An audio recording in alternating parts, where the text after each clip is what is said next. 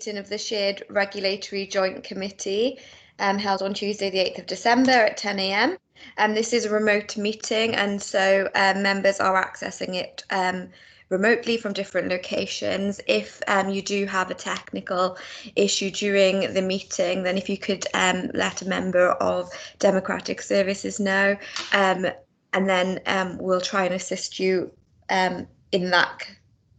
So I think what I'll do is if everyone could keep their microphones on mute and their cameras off until you're brought into the meeting to contribute, that would be great. And also, I'm sure everyone's familiar with Teams, and so if you could raise your hand to indicate that you would like to speak, I'll bring you in, and then yourself off mute and put your camera on if you wish to do so. So without further ado, item 1 is apologies for absence. And I have an apology from Councillor David Lewis, who will be late as he's attending a licensing committee meeting. And I also have an apology from Councillor Michael, who's unable to attend. I don't know if there's any other apologies that we've had. Yes, Chair. Just Kelly Watson, Head of Legal for Bridgend, has given her apologies as well. Thank you. Okay, great. Okay, if there aren't any other apologies, then I can move on to item 2, which is minutes from the annual meeting held on the 29th of September 2020. These would have been circulated electronically and are available online. Can I have someone move the minutes, please? Yeah, move the minutes. Thank you. And someone to second? Yes, I'll second. Thank you. And I'll take silence as everyone's in agreement. So is everyone in agreement? Great. Thank you very much. Item 3 is to receive declarations of interest. Do any members or officers have anything they would like to declare, please?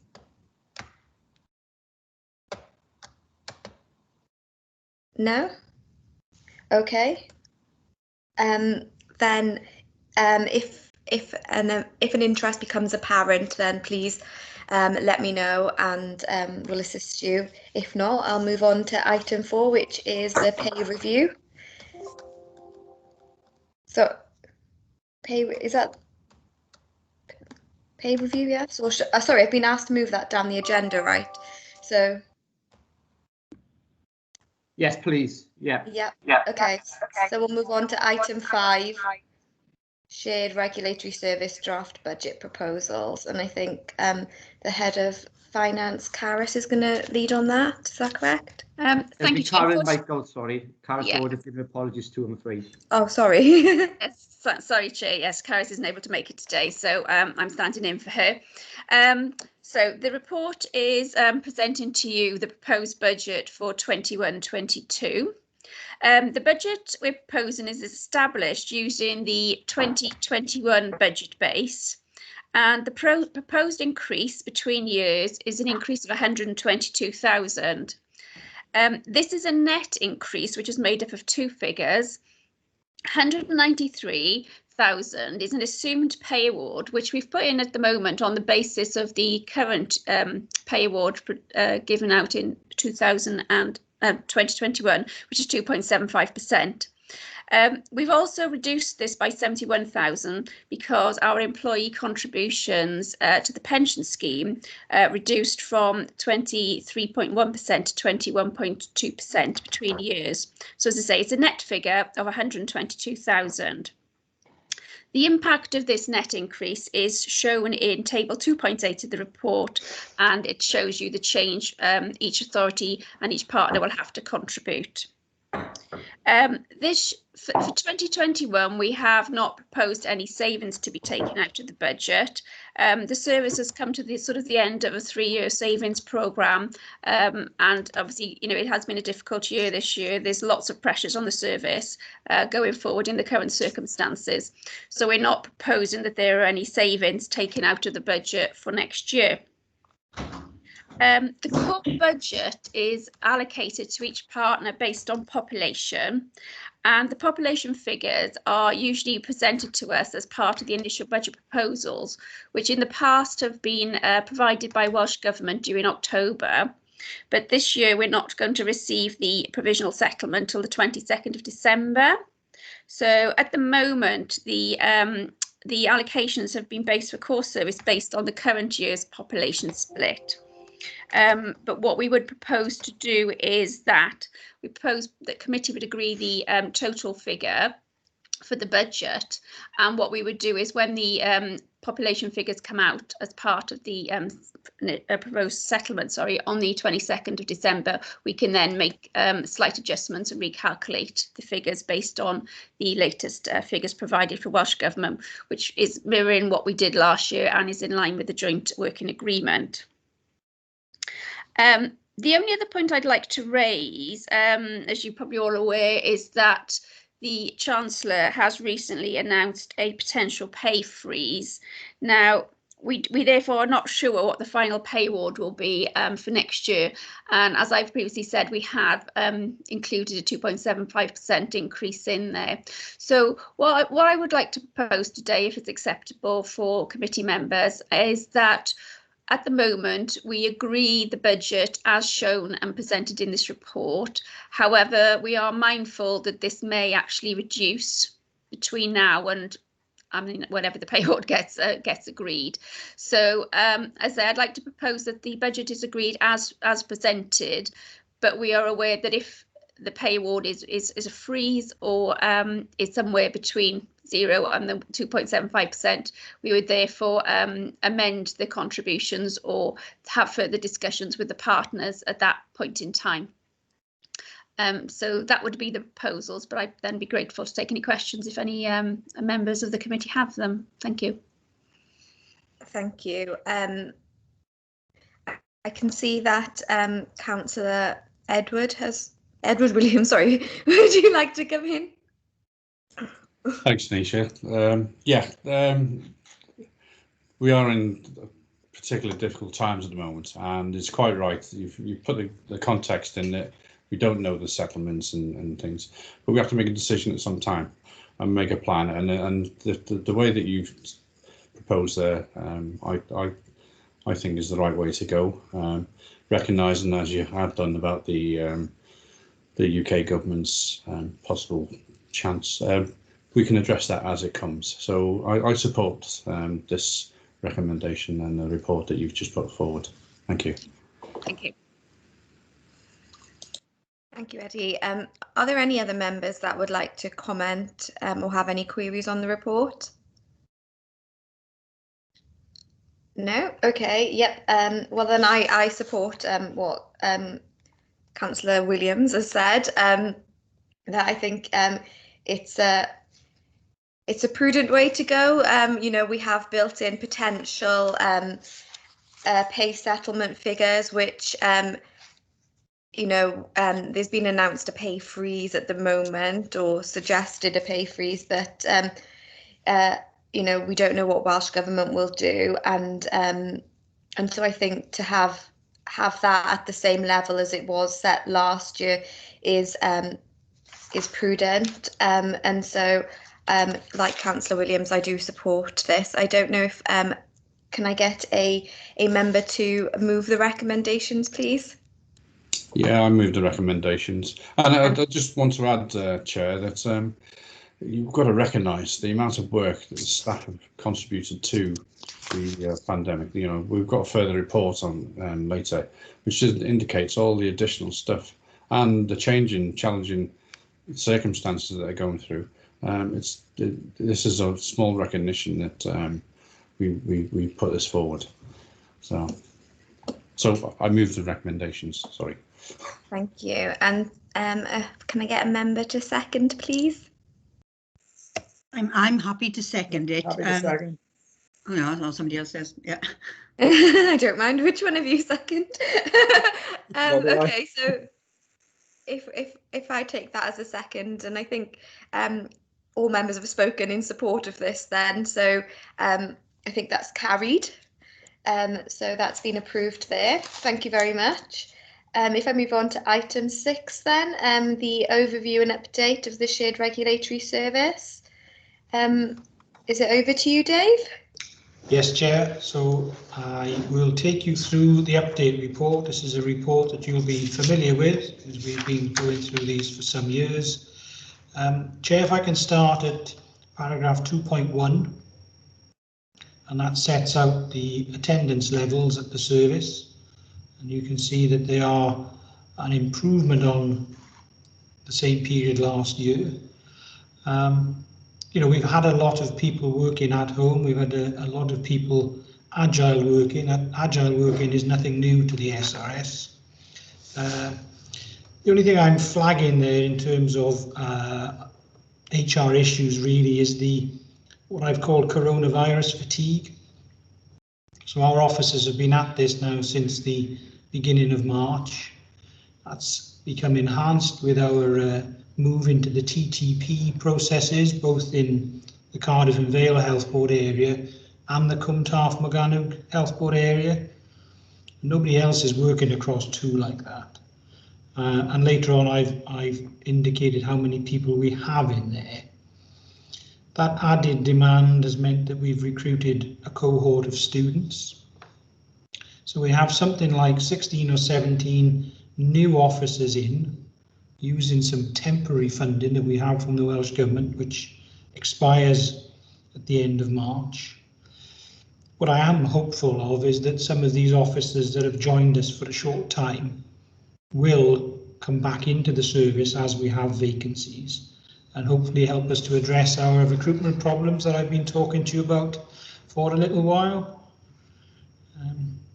So, Chair, that's my just quick overview of human resources. As ever, I'll pause there and just see if members have any questions on that aspect.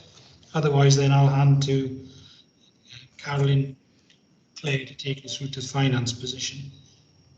Okay, thank you, Dave. Does anybody have any questions or comments on that particular part? Yes, Councillor Mackie, please.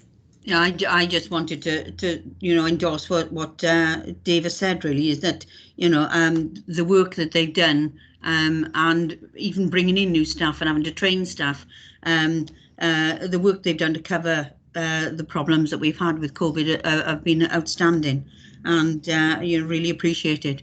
And I can recognise that the staff must be under stress now, if they weren't before, and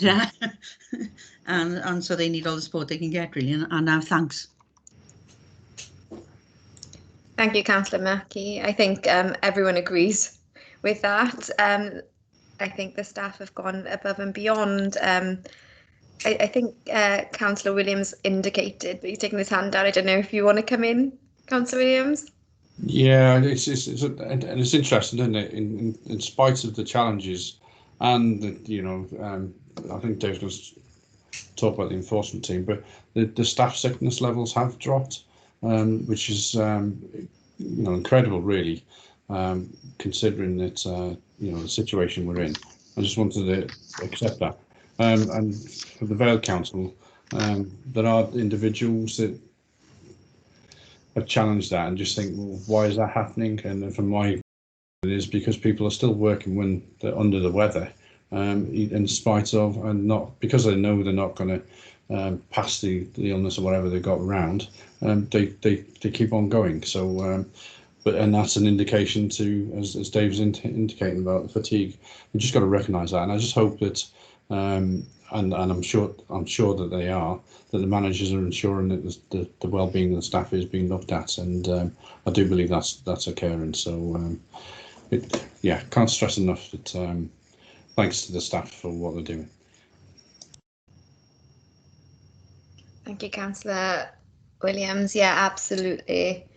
It'd be interesting. I don't know if in the Vale you have a staff survey that gets carried out, but I know in Bridgend we do an annual survey, so it'd be interesting to see if you do that and what the feedback would be on how agile working has increased. We do the survey. It's just something that authorities do, and it will be interesting to see how that comes out. Yeah.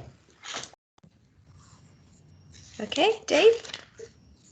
Yes, Chair, it was just to say that that survey did take place earlier this year. I think it was reported into a committee this year. I'll check.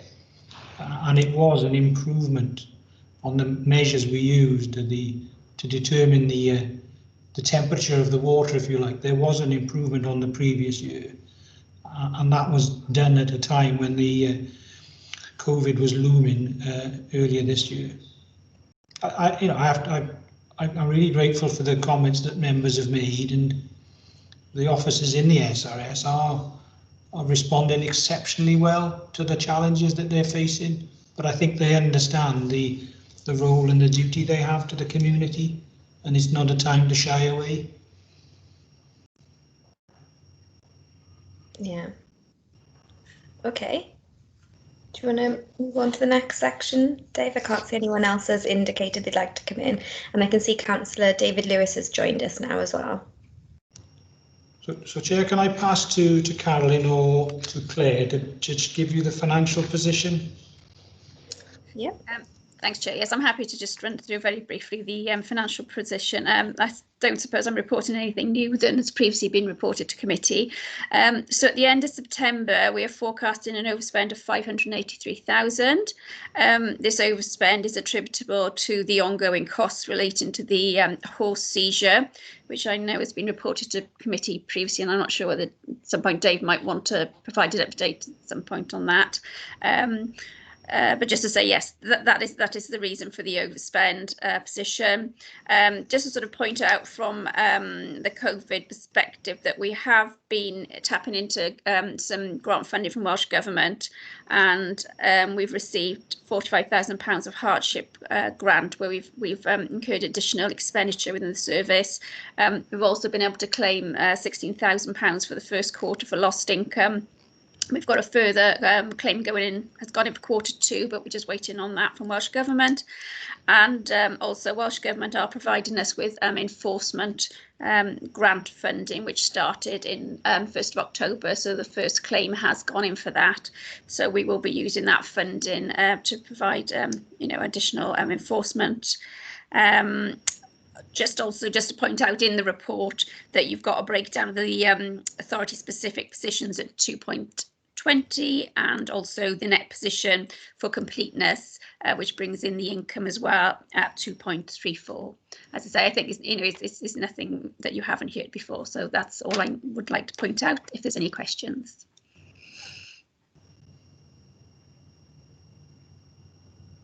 I can't see that any members have indicated that they'd like to speak on this item, so thanks for that, Carolyn. I think we can canter through some more of the report.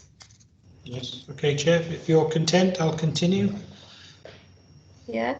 So I'm at paragraph 2.4 under the heading performance monitoring. Councillors will be aware that each quarter we advise you on how we've done against our agreed performance indicators. And Appendix 2 contains that outline of where we are. We are some way behind in terms of our proactive inspection programs, and that very much is the consequence of the coronavirus issues, and I will pick those up for you as we go along.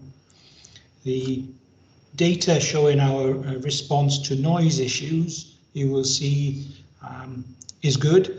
And actually the number of complaints we've had related to noise and antisocial behaviour have gone up quite significantly over the 2 quarters. And that again, I think is partly attributable to the coronavirus and people realising that they do have people living next door to them that are perhaps a bit noisier than they'd previously considered. And the response times there have been very good. We have had to adopt slightly different means to deal with those things because we haven't been going into people's but generally Will Lane's teams here have performed really well. The paragraph 2.5, I just make the point about the change in demands of the coronavirus regulations. Those regulations have changed over 20 times since the beginning of March. So there's another challenge there for our officers to continually advise businesses correctly on what they can and can't do. But the consequences of the COVID activity means that our food programme has come under pressure. So Jane, Petey and Christina and I have agreed we will focus on the highest risk food premises to take those on.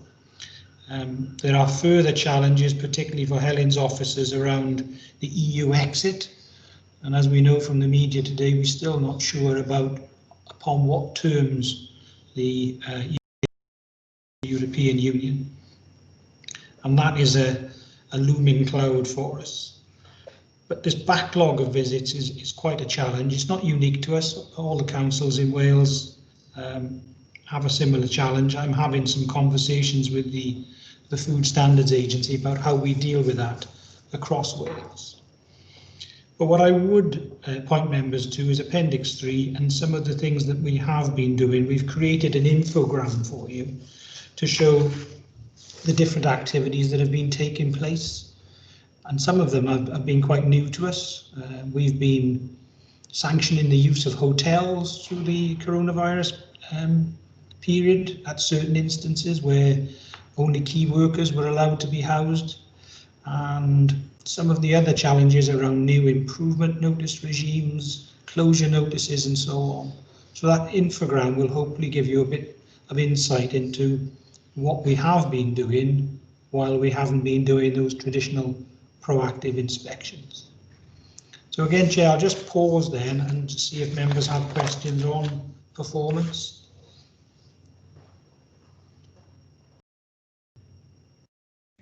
Thank you, Dave. I can see that Councillor Mackie has indicated that she'd like to come in. Yeah, I was just wondering if you've got him. I said in the report somewhere, I can't remember where, that you'd be looking to see whether you could start off the year with the next year with a clean sheet. And I was wondering if you'd got anywhere with that, because I can see the sense of that, because this year has not been a normal year and you can't expect the usual inspections to have gone on, because again, some places haven't been working and you know, and a completely different year. So if they were able to start again from scratch, it definitely makes sense to me. Yes, I've had those conversations with the Food Standards Agency, Councillor.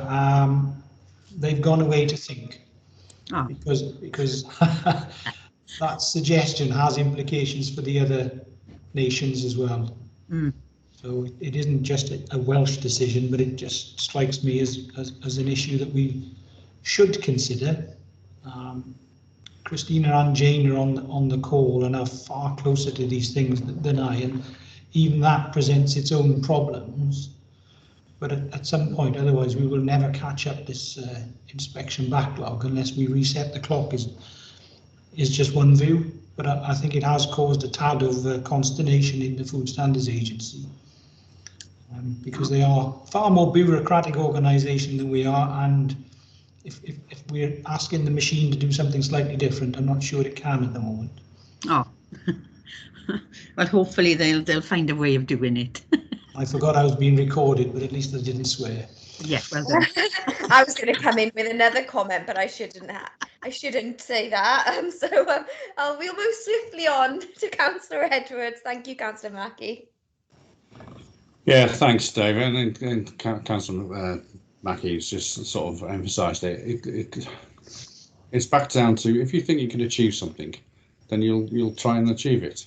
But to try and cover and back the log without additional resource or whatever, then you're just not going to win, are you? So, and my belief is, with all the other work that the SRS have been doing, that we're still in a safe place considering. And so, therefore, as we haven't had any major incidents, I would suggest that we're in a good, most business, particularly with the additional measures and having to check businesses in response to the regulations, I would suggest that most people are aware of that. And so I'd agree with you, and hopefully it's just when will they make that decision, Dave? And no doubt that machine's quite slow, isn't it? Yes, but I don't know, Councillor, but we need to do something, because as you say, there is a backlog, and those premises that we are going to, unfortunately, we are seeing poor standards. So this is why we're focusing on the higher risk, but Jane again is on the call if you wanted more detail, but we are seeing too many premises with an infestation of cockroaches, mice, etc. So even when we are getting out, some of the premises that we've focused and targeted are so bad that officers are then not getting on to the next scheduled inspections because they're having to deal with closures and starting to generate prosecution reports for what they're finding. Jane, do you want to come in and just perhaps give the councillors a little more info on that? Yeah, so with a lot of our food teams now, obviously they've been diverted to help with investigating the clusters, but we're also responding to service requests, which when we're attending the food businesses, we are finding sadly a demise in the standards, and particularly businesses are looking to make savings, so they're not having the routine pest control contracts that they usually have, which results in pest control problems. And if we find an active pest infestation, then we're required to close the business and look at potential enforcement action if there's a risk to public health. So they are causing an issue. And then, of course, the route of enforcement then takes additional resources away from us. So yes. Okay, I'm glad you've mentioned that, because we just don't, because there's no high profile prosecutions at the moment, with the courts being where they are, people will become complacent, won't they? So I'm glad you've raised that, and so that it makes it more difficult then to say, oh, we'll forget about the inspections, doesn't it? So yeah. We'll see how it pans out. And an additional problem with the higher risk premises is actually getting access. So some of the care homes now fall within the high risk category. And of course, if they're in COVID status, then we won't go in to inspect them.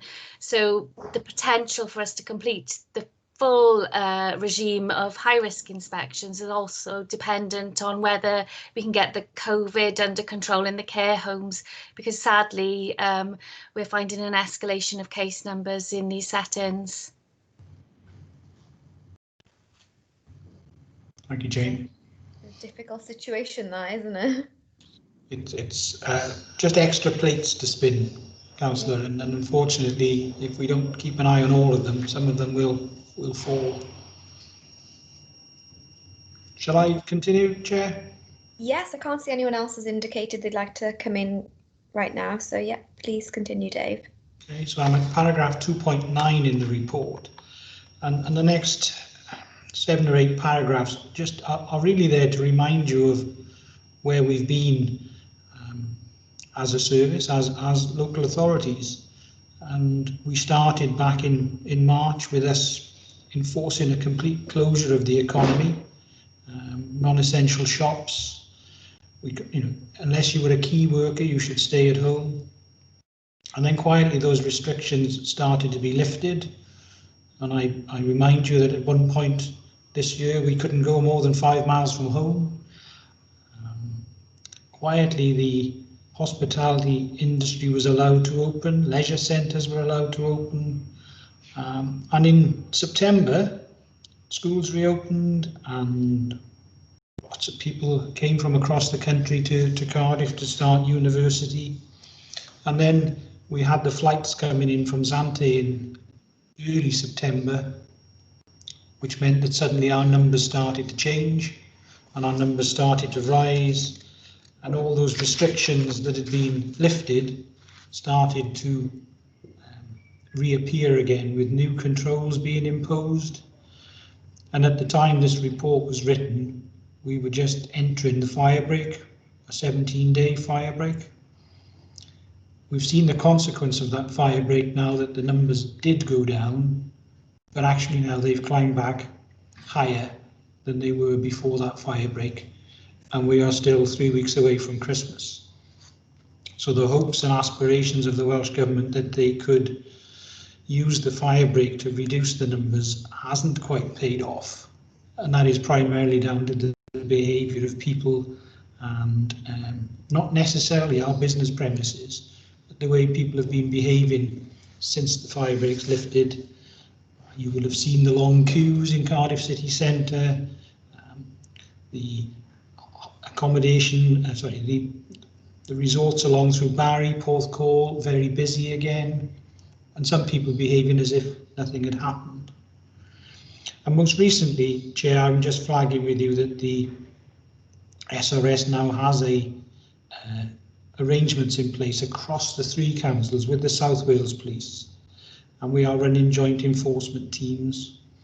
Will Lane is overseeing the JET for Cardiff, and Helen is overseeing the JETs for the Vale of Glamorgan and Bridgend. I think it's fair to say that they've cracked a few eggs and have upset a few people, but the enforcement that we've challenged them to deliver needs a robust approach. It needs to challenge people to change their behaviour, otherwise the numbers are going to continue to rise and we're not going to be able to function as a society without further restrictions. So Chair, again, I'll just pause there, just in case members do have any queries about the way in which these coronavirus controls have changed, or about the JET. And then after that, I'll just go on and talk about test, trace and protect as well. Thanks, Dave. I can see some members have indicated they'd like to speak. And so shall I bring in Councillor Thomas, please? Thank you, Chair. It's a question that's related to what Dave was saying, and I know the law says that the restrictions are going to be lowered over the Christmas period, allowing people to more people to mix, which I can see being an unmitigated disaster in the 3 to 4 weeks after Christmas. And I notice on the the Vale Council tweeting about the restrictions being lifted, and I know, as I say, it may be the law and what it is, but I would have thought we'd be better off being quiet about it and not encouraging people to mix more than necessary. I do think it's a huge mistake to be for government to be allowing this the way things are at the moment. But I just wonder what the officers' thoughts are on the fact that we seem to be advertising the fact, and we're perhaps better off keeping quiet about it. So, Chair, the regulations will be, the current set will be reviewed again on the 17th of December. And I guess it is at that point that the Welsh Government could make some final changes around the Christmas period. I guess they are difficult decisions to make, aren't they? The closure of the hospitality industry, we have already seen a significant increase in house parties, in social interactions, in people's homes. Now, where people were traditionally going to the pub and having a few drinks, they're now in each other's homes. The pubs, we take a view, were reasonably well regulated. Obviously, tables and chairs did get moved as you go through the evening, but you had a degree of control by the licensees.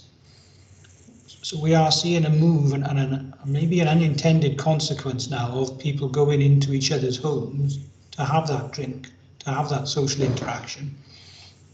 We've been talking this morning at the incident management team for the Cardiff and Vale area about student parties in the Cardiff area. There have always been student parties in those areas since the universities have been there. What I'm not sure about is how the closure of pubs will impact on people's behaviours in Bridgend and in the Vale of Glamorgan, where maybe it was more traditional to go off to the local pub, the village pub. And what impact is going to be now. We know that the off licences are selling more alcohol than they ever have, which is a consequence of the pub closures. So I'm not sure, Councillor, on where we might go next. I think the Welsh Government will have to be led by the numbers and the science.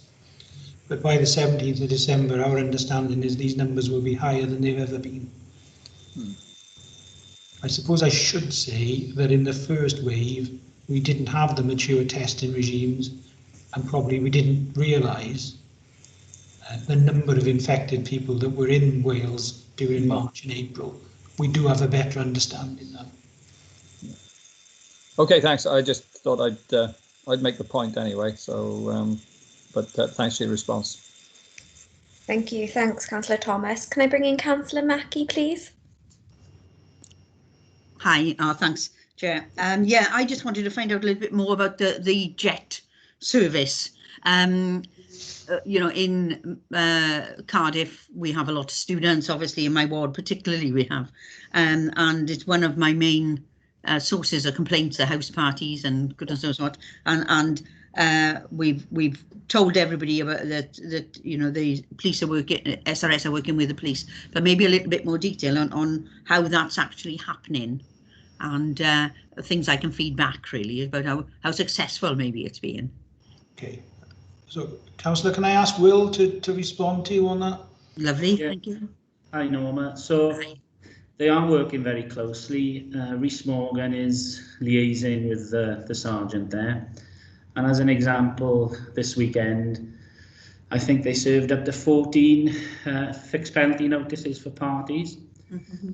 So the message is getting out there, and it's just a matter of continuing that along with the work that they're doing on business-related premises as well. Mm. So there's weekly meetings, and there are also tasking sessions that take place almost on a daily basis. So I think on the ground, you can be reassured, and the members can be reassured that there are lots of proactive work being undertaken.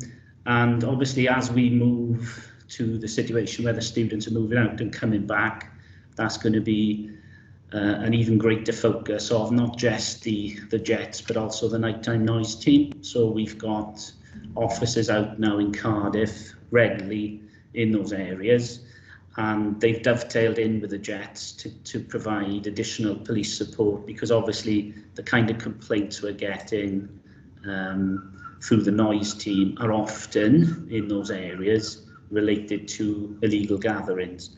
So sort of working in synchronizing the work between the police and the noise team is obviously bringing benefits, and that'll continue then as long as it's needed. Thanks, Will, that's great, yeah. Chair, could I ask Ellen to just give a brief overview for Bridgend and Vale of Glamorgan councillors on what's happening there as well?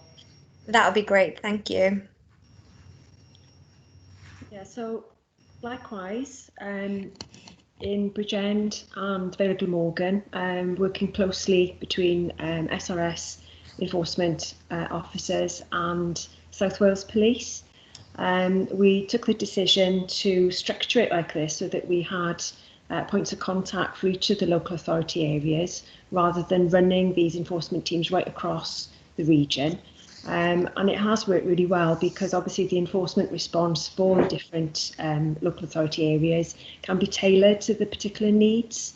So certainly we've had that flexibility, been able to work very closely with the police, and they have provided sufficient resources to enable us to cover weekends and evening works, as well as the routine work during the day. So a lot of that is proactive routine inspection, and of course dealing with complaints and intelligence as and when that comes into us. Okay, so the scope of activity does vary across the three councils. I think I indicated earlier, Councillor Mackie, that officers were working with the police on Saturday morning and Sunday morning at house parties. But they've also gone on to challenge people who should have been in self-isolation but have continued to run their businesses. And we've had a number of interventions there that have sent a few ripples through the business community when an SRS officer turns up with a police officer. And that's been very effective as well. However, the police resource for this activity at the moment finishes in January of 2021. The police are going back to the Welsh Government and asking for further resource, and are using the examples across our three councils as the driver to get more money, because I think we've made some quite significant impacts on a number of issues. So I will bring a more detailed report back to the committee in March on this. Well, thank you very much. I can see. Oh, okay. Did you Did you have a follow-up question, Councillor Mackie? No, that's fine. Yeah, no, I'm just really pleased that it's going well, because it is something we really needed, and you know, the complaints have gone down dramatically since this has started happening. So yes, very pleased. Thank you. Thanks, Councillor Mackie. Thanks, Go on. Dave. Can I continue, Chair? So Yeah. what I should have said as well, remiss of me, is that these joint enforcement teams that we have are funded by Welsh Government's money. Carolyn referred to it earlier on. That again finishes at the end of March. Have no indication yet whether that will continue. So we've recruited a number of officers there. I also am extremely grateful to colleagues from the 3 councils who've also made other officers available to us, officers from Cardiff, from the Vale, from Bridgend, to match and pair with our experienced enforcement officers, so we can increase our footprint, if you like, and our capacity to respond. So to Kelly, to Miles and to Matt, you know, extremely grateful that they've been able to provide us with that help, because we have put almost 30 officers into the Test, Trace and Protect scheme. The Test, Trace and Protect scheme in Cardiff and the Vale is operated by Cardiff Council, and in Cwm Taf Morgannwg was operated by the 3 councils. Now there is a regional approach through Rhondda Cynon Taf. We have a lot of officers in there who have communicable disease expertise and are working closely with care homes, working closely with schools, because those are the most vulnerable settings. And then we have a group of professional leads who meet the health consultants every day, look at the data and trying to understand where the patterns are and deal with the more complex cases. Councillor Mackie will be aware of the upsurge in Cardiff a little while ago around students. We've put testing programmes into the Vale of Glamorgan, encouraging residents at Barry to come forward, and we're looking to do that in other areas of the Vale. And Bridgend has enjoyed a period of calm in the early part of this year, but now Bridgend's numbers have gone up quite significantly, and we've had to make some major interventions in the Garw Valley and Maesteg as well. The TTP concept is now at the point of potentially being overrun by the numbers and the volumes. So we are working with the health professionals to understand how best we adapt our positions now to have the most impact, where we get the most benefit for our effort and our input. But it's a scheme that has attracted an awful lot of media attention. The contact tracers do a terrific job, and they rely heavily on our SRS officers for the guidance and for the expertise. So that is why our programmes have taken a hit, because we've put a lot of people who are predominantly focused on the public health through food and through infectious disease into TTP, because that's where they need to be, that's where the challenge has been for us. So again, Chair, I'll just pause there. I don't know whether elected members have any questions on the Test, Trace and Protect scheme. I think each council has been briefed through its different cabinets. Thanks, Dave. I feel like I'm fully aware of the scheme. I don't know if any of the other members have any comments and questions. I can't see anyone indicating to come in. Yep, Councillor Williams, please. Just for the records, I agree with Dave that he has kept the council informed. So, and happy with what he's said there. So, thank you. Thank you. I think same from Cardiff. Yeah, Thank you. I think the work that the staff have had to go over and do in a very short amount of time has been phenomenal, really. I think from a Bridgend perspective, you know, it was you know, a number of members of staff volunteered to go over to be the tracers, and And then they were told towards the end of the summer that they could go back to their day job, and then all of a sudden there was another push then for them to return, and a lot of them did, and you know, I'm very grateful for those that have volunteered to go over to that shared service, because without them I think we'd be in a worse situation than we are now. So you know, I'm grateful, and I'm sure I speak for the other members of the committee and probably all elected members in the 3 authorities when I say that, you know, thank you for doing that. Definitely. So Chair, what I'd like to do now, we're at paragraph 2.21, is ask Will to come in and just give an update on licensing policy and enforcement. Will, as you know, spends a lot of time with the licensing chairs. But I'm just conscious that cabinet members may not be fully apprised on some of the things that have gone on. So Will, do you mind just taking the councillors through paragraphs 2.21 through to 225?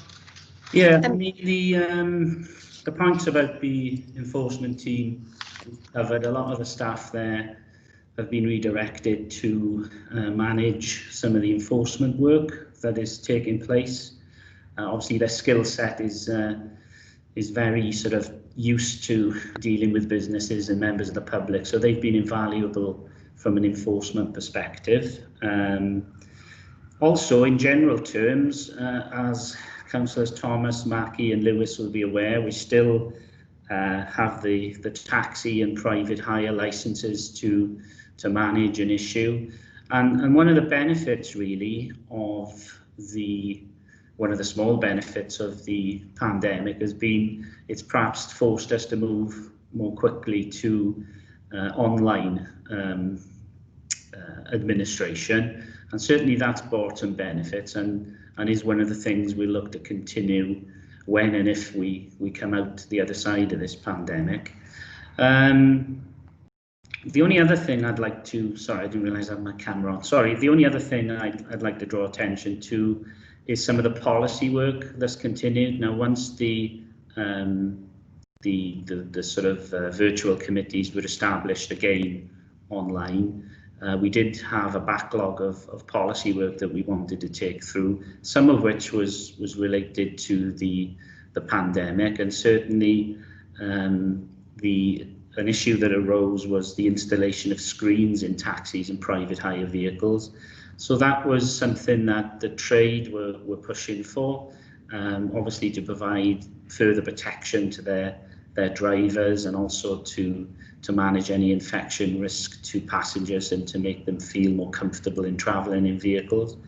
And that was obviously something we wanted to support, but there were concerns and a balance to be struck between the installation of these screens and ensuring they didn't impinge on any safety features in the vehicles.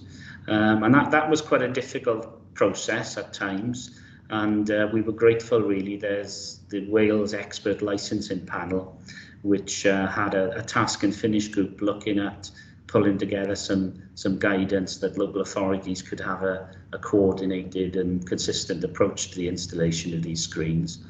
So that policy that came out of that work was taken through the 3 committees, and reflects really to a large extent the guidance that was produced by the Wales Expert Licensing Panel. We also had a cumulative impact policy, which we took through a statement of licensing policy for Cardiff. And recently, the other thing I'd like to draw attention to members on is some new conditions for private hire operators. So this builds on the DFT recommendations and is placing more emphasis on public safety and fitness and propriety of private hire operators. Now, we recently undertook a consultation with the Cardiff Trade, and that went through the Public Protection Committee in Cardiff. And I think that's a useful improvement really in ensuring that those who are responsible for running the private hire companies are fit and proper, and there aren't any issues there with how they're managing their business. We've recently gone through a a consultation period in Bridgend as well, and also we're in the process of setting something up with the Vale private hire operators, and as soon as it's practicable, we'll look to bring that report to Bridgend and the Vale, so that we can again have a consistent approach to how we license private hire operators in the 3 areas. So I think that probably covers the majority of the licensing update. Dave, I don't know if members have any questions on that. Thanks. I can see that Councillor Mackie has indicated she'd like to speak.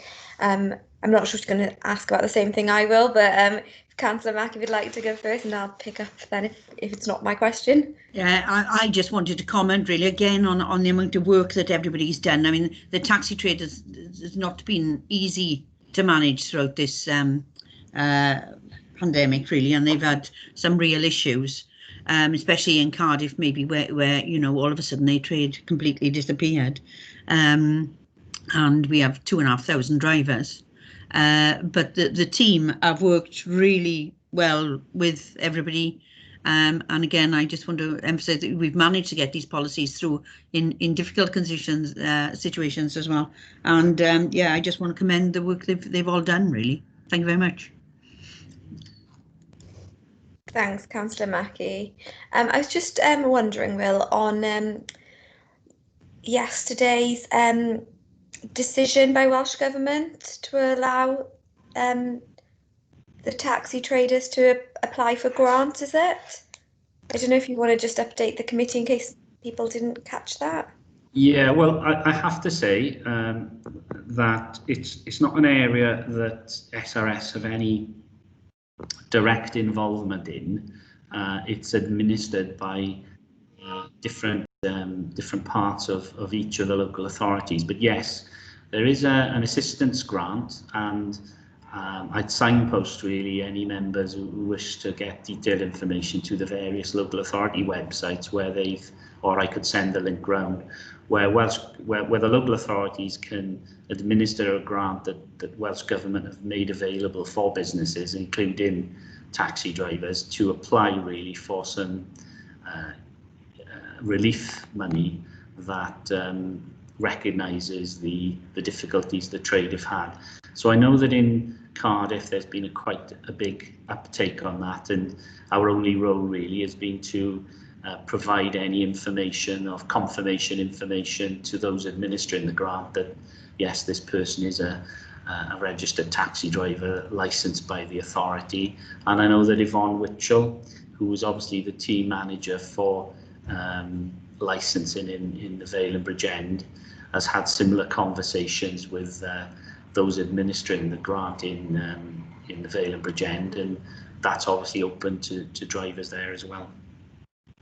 Thanks, Will. Councillor Mackie, did you want to come in? Yeah, it was just really to say I've had a fair amount to do with the grants from mostly as a ward councillor, but it being the city centre, you know, so it's not new. It came out in the last tranche of regulations and was missed by the trade really, in that they didn't pick up that they are entitled to apply for it. So when our drivers found out, you know, we recognised that they could apply, we had over 1,000 in one day applied.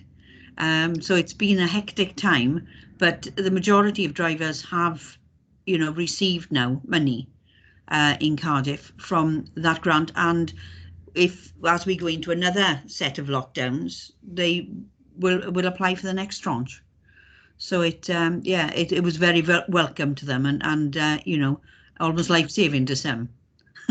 Thanks. Yeah, I can imagine. Thank you.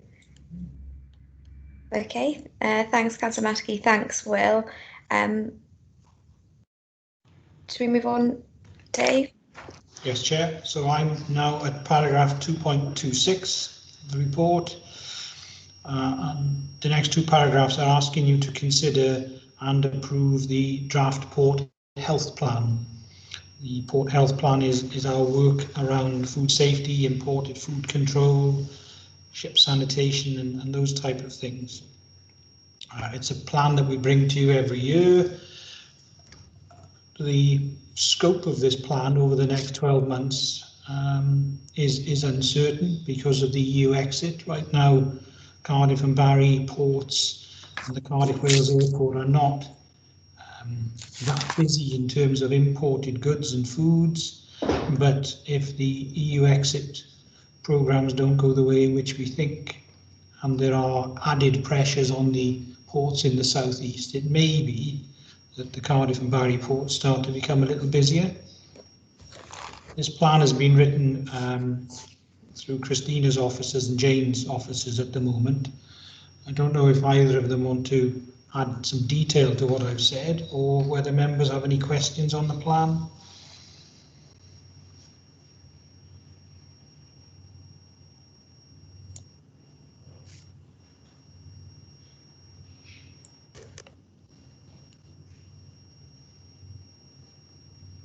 No?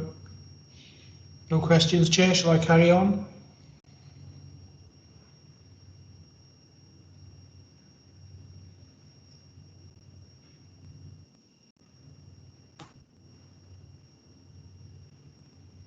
Sorry, Chair, I can't hear you. I don't know if you've frozen or...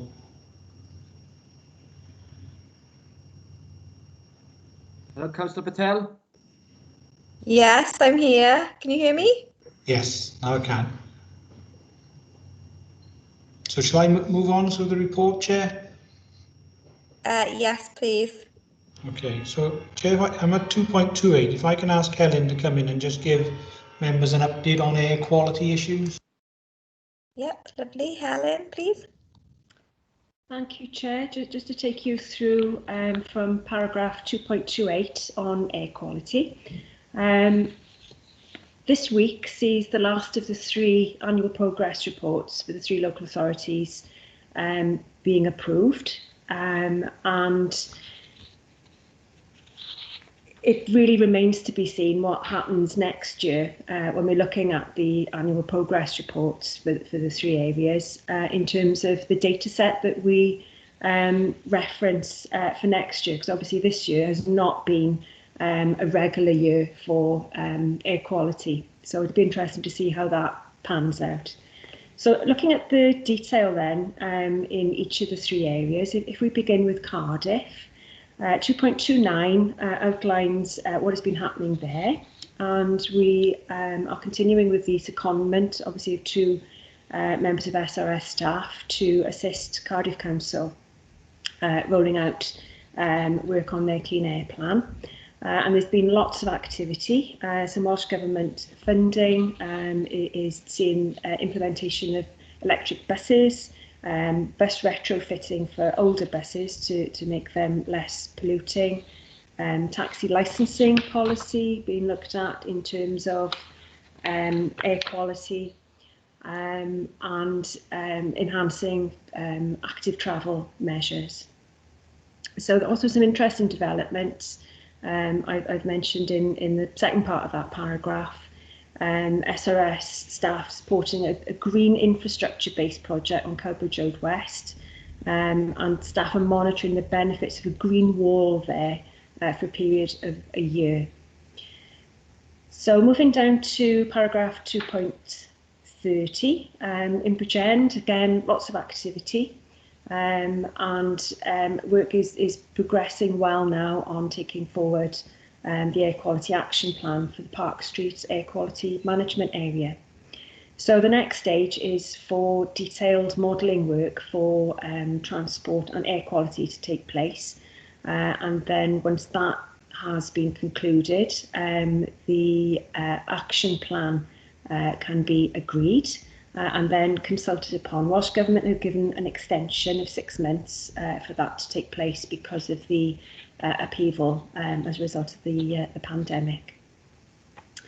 Moving down then to 2.31 in the Vale of Glamorgan, and Cabinet has agreed, approved the revocation of the air quality management area on Windsor Road in Penarth. So that will now take place, and we are keen that we support that with some publicity to assure residents and other interested parties in that area that just because the AQMA is being revoked, that doesn't mean to say that we're no longer monitoring air quality, far from it, and obviously that will be monitored as time goes on, and if anything needs to change in terms of reintroducing some sort of management of that area, then of course that would be considered, as would any other area. So that takes us to the end of the air quality section. So if members have any questions, I'm more than happy to answer those. Thank you, Helen. I can see that Councillor Mackie would like to come in. Me again, sorry. No problem. I was just wondering whether we will have data, which I'm sure you'll have data, but whether it will be going out to data that to show the difference before the pandemic, during, and with the changes then that are going on. Because with Castle Street closing, obviously, you know, and traffic not coming down Westgate Street, which are our polluted areas, there was nothing hardly then, you know, when Castle Street was closed. Now buses and taxis are coming through again. I was just wondering if that data would be available just to show the difference, and then would be, you know, we could use it then to try and encourage people more to go for electric, more electric, and you know, and possibly stopping cars coming, you know, through the city centre and the use of public transport. You know, so I was just wondering whether that data would be available. Yes, it will be available at some point. I'm not sure exactly when that will be, but clearly some sort of adjustment or allowance will need to be made in terms of referencing that for the air quality management progress reports for next year. But I can certainly find out, Councillor, and let you know exactly how and when that will be available. Oh, it'd be great. Thank you very much. Thanks, Helen. I can't see that anybody else would like to speak on this item.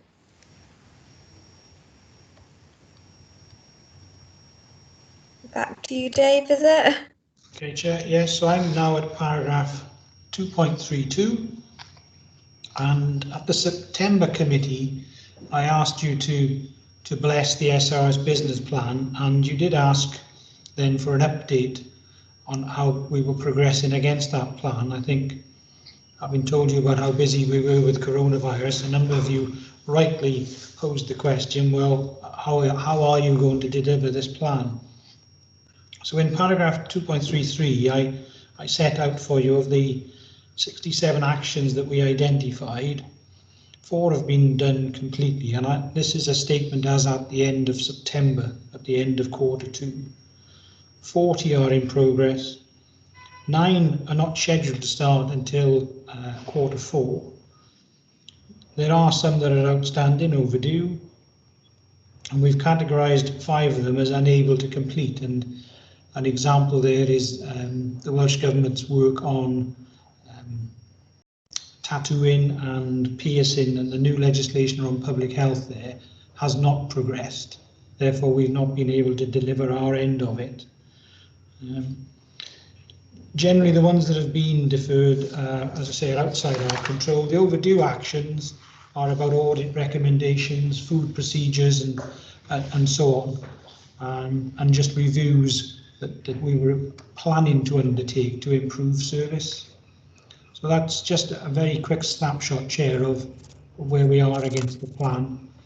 Obviously, as time goes on, I will give you a more detailed report on that. Perhaps I can do that in March, so I have a far better understanding of how we will have performed in the entire year. Then.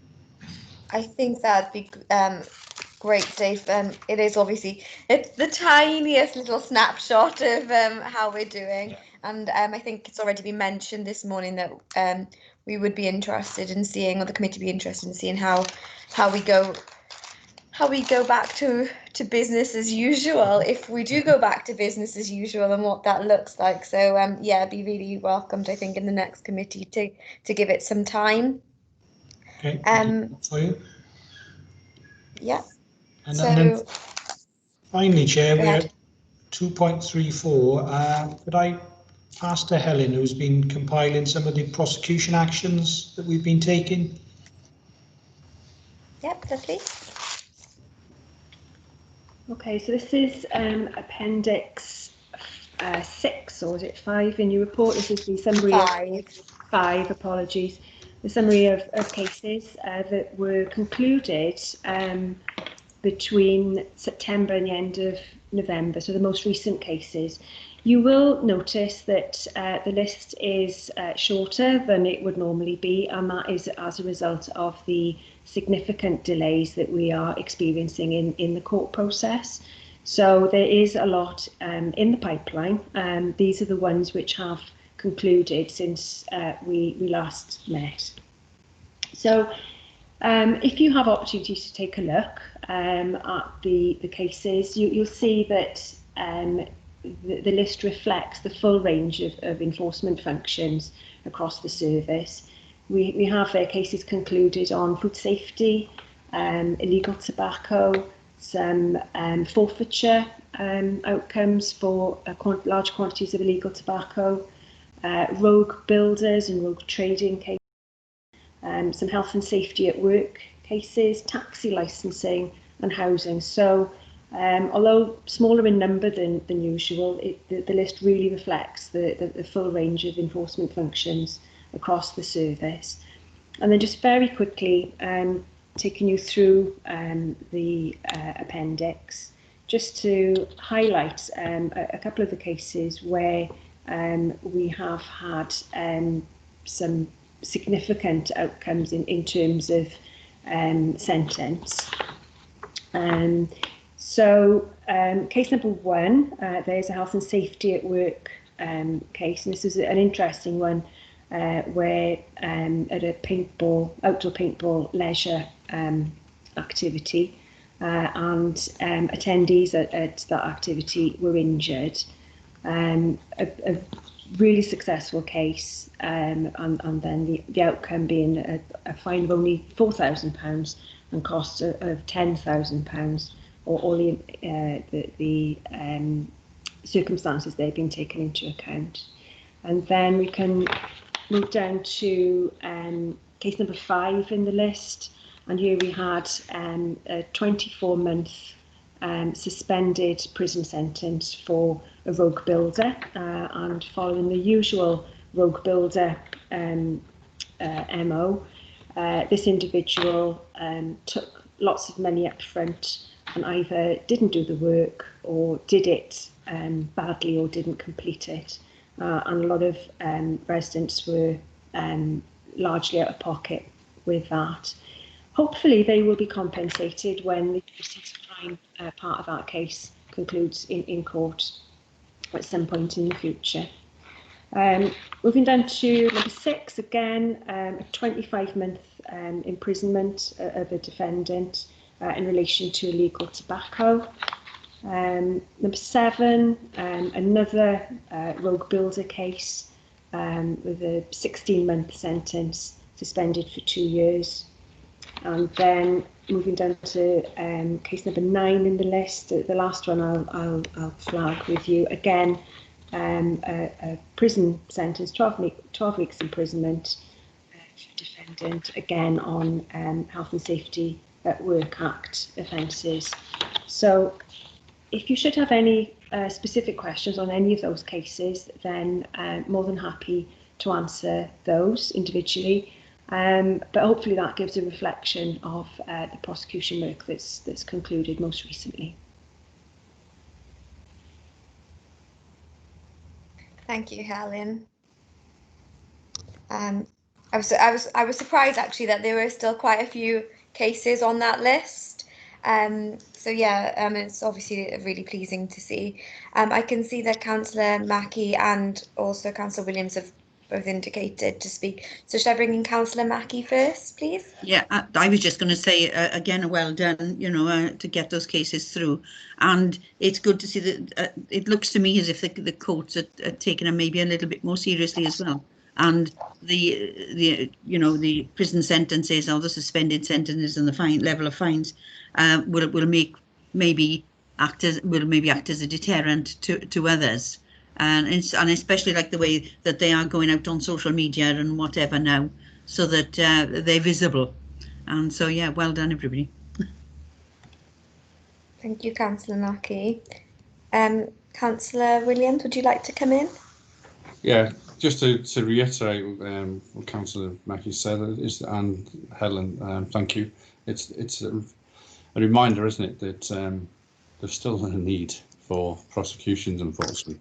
And you're right, the publicity about these has gone out well, and hopefully we'll continue to do that.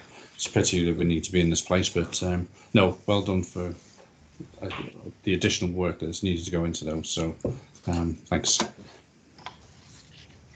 Thank you, Councillor Williams, and thanks, Helen and team.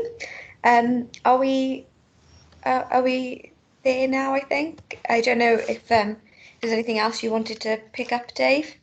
No, Chair, it's to the recommendations now, to ask members to consider the 2 recommendations in the report. Okay, can I get a member to move the recommendations, please? Move. Yep, I can see there Councillor Williams as indicated. And someone to second, please? Yes, that's second. Thank you, Councillor Mackie. I'll take silence as everyone's in agreement with that. So all approved? Lovely. Thank you, everybody. Thanks for your contributions. And thanks, Dave, for that report. Even though it was just a snippet, it was very, very interesting. I don't think there's anything else on that. So I haven't had any urgent items for item 7. And I think we'll move on to now part 2 of the agenda. And part 1 report, sorry, Chair. So can Miles take the part 1 report, then we can go into part 2, please. Sorry, say that again, Gareth. Sorry, there is a part 1 report first. It just leads into the part 2.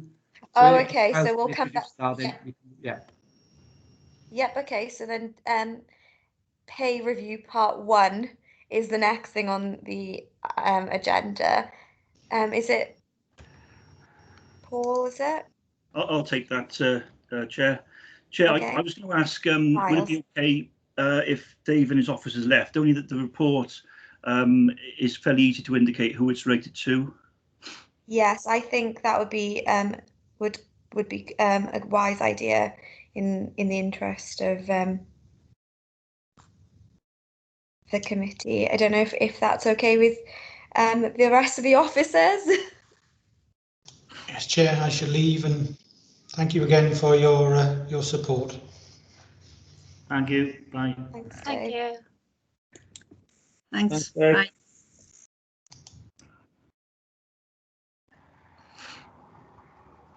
Gareth, I don't know if you're able to just let us know when we're ready to proceed and everyone has left. That'd be helpful, I think. Yeah, everyone's left, so we're good to go. Thanks. Great, thank you. Okay, thank you, Chair.